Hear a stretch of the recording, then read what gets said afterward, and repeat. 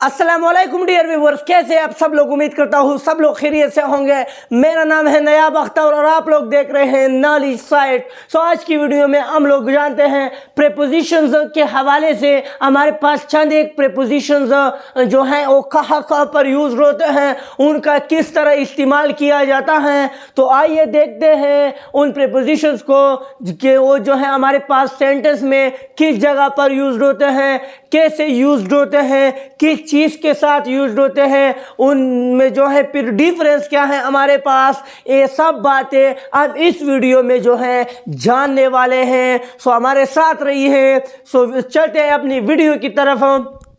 तो प्रीपोजिशंस में मैंने पहले दो प्रीपोजिशंस को लिखा है, उनके दरमियान डिफरेंस क्या है और उनकी यूसेज कहाँ पर है।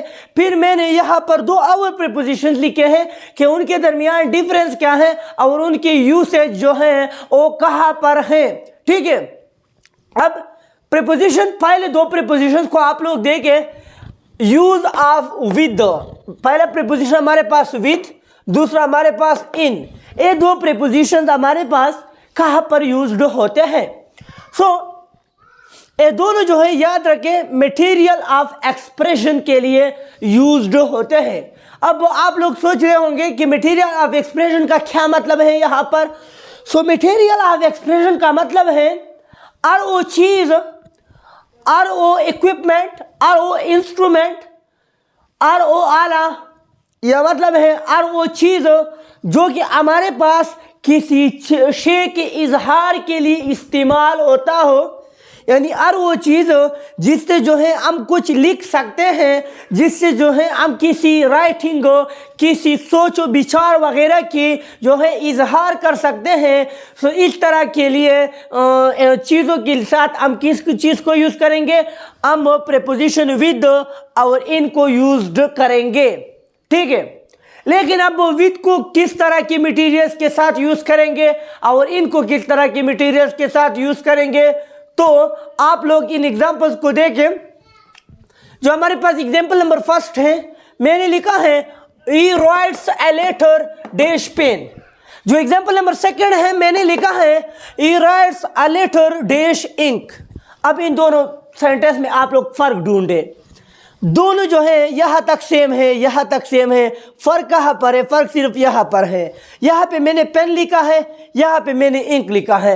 अब पेन और इंक के दरमियान जो यहाँ पर लॉजिक है वो ये है कि जो हमारे पास पेन है वो in the form of what है, in the form of solid है। ठीक है, जो हमारे पास पेन है, पेन वो क्या है हमारे पास, पेन हमारे पास सॉलिड है। जो हमारे पास पेन है ये क्या है, हमारे पास सॉलिड है। जबकि जो हमारे पास इंक है ये हमारे पास क्या है, ये हमारे पास लिक्विड है।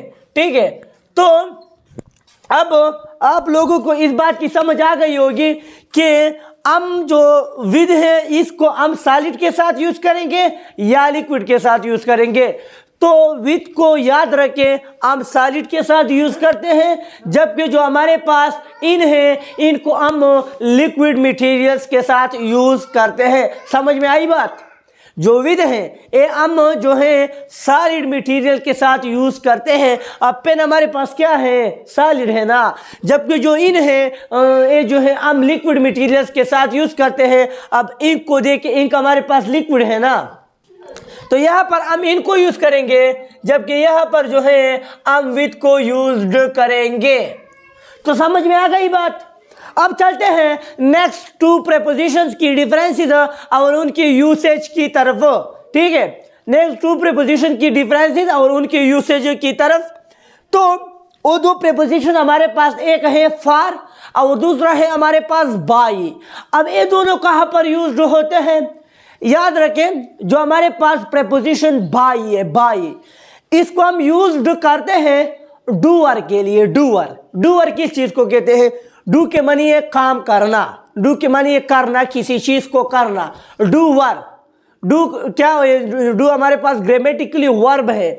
जब इसके साथ हम ई आर को बतौरे सफिक्स लगाते हैं, बतौरे लायका लगाते हैं, तो ये क्या बन जाता है? नाउन बन जाता है। डूअर, काम करने वाला, किसी चीज को करने वाला।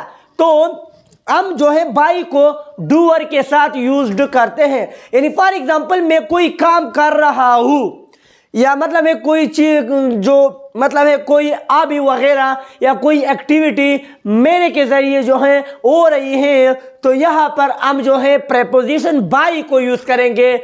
तो आप लोग एग्जाम्पल को देख लेना। An apple is cut dash Aslam, an apple is cut dash Aslam. ठीक है, अब यहाँ पर आप लोग देखें ना, एप्पल जो है वो डैश असलम यानी असलम के जरिए से काटा जाता है। यानी असलम क्या है, असलम इस सेब को काट रहा है। ठीक है, असलम क्या कर रहा है, इस सेब को काट रहा है। तो ये सेब जो है ये क्या है, हमारे पास कोई और ऑब्जेक्ट है, और असलम क्या है, ये सब्जेक्ट है, ये डूअर है, ये काम करने वाला है जो कि एक एप्पल पर काम करता है। और क्या काम करता है, उसको कट करता है। तो यहाँ पर हम बाई को यूज करेंगे। ठीक है, तो बाई हम याद रखिए डूअर के साथ यूज करते हैं। इस तरह जो हमारे पास फार है, फार को हम कहाँ पर यूज करेंगे, तो फार को हम किसी इंस्ट्रूमेंट, किसी आला, किसी औजार वगैरह की जो फंक्शन है, उसका जो काम है, यानी वो किस चीज़ के लिए इस्तेमाल होता है, वहाँ पर हम फार को यूज करेंगे। यानी आप लोग देखिए, a knife is used dash cutting, यानी एक चाकू जो है हमारे पास वो कटिंग के लिए इस्तेमाल होता है। तो कटिंग क्या है, कटिंग उसका फंक्शन है। नाइफ क्या है, नाइफ हमारे पास एक इंस्ट्रूमेंट है। तो यहाँ पर हम क्या इस्तेमाल करेंगे, यहाँ पर हम फार को इस्तेमाल करेंगे। हमने फार को क्यों इस्तेमाल किया, क्योंकि मैंने कहा कि फार को हम इस्तेमाल करते हैं किसी इंस्ट्रूमेंट के फंक्शन के लिए। अब हमारे पास नाइफ एक इंस्ट्रूमेंट है और उसका फंक्शन है, उसका काम है कटिंग, किसी चीज़ को काटना। सो होपफुली आप लोगों को हमारी आज की वीडियो पसंद आई होगी। अगर वीडियो पसंद आई है तो प्लीज़ मेरे चैनल को सब्सक्राइब करना मत भूलें। Stay with us, वस्सलाम।